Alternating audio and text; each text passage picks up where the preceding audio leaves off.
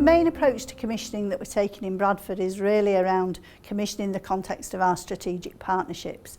So thinking about the CCG and its role in commissioning and working through what we really need to change in our approach. So we've stopped putting as much emphasis on contracting and on the procurement processes and much more on our facilitation of the system, how we sort of drive and help design developments in the system. We still have to do the functions of sort of strategy and planning, and we have to buy and we have to report.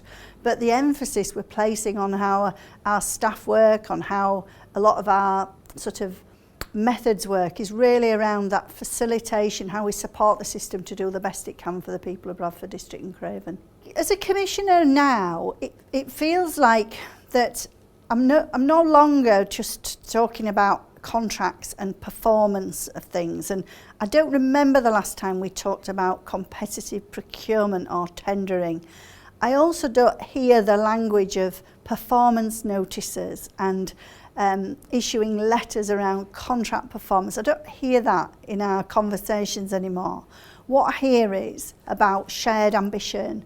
I hear about how we're sort of designing things around the needs of our population, around how our relationships with our population are changing. How when I spend my time, I spend it sitting in conversation with other chief executives about how we can work better together to do things, rather than what is our current contract performance or what's happening in A&E. We do that as well, but we do it in the how can the partnership help us do better in A&E? How can our strategic partnerships across West Yorkshire improve our IAP services? So the partnerships become the part of the solutions to our problems, rather than something we play at and then we just carry on doing our old-fashioned contracting commissioning relationship. People are often held to account for what their organisation does. None of us are held to account for what our partnership does.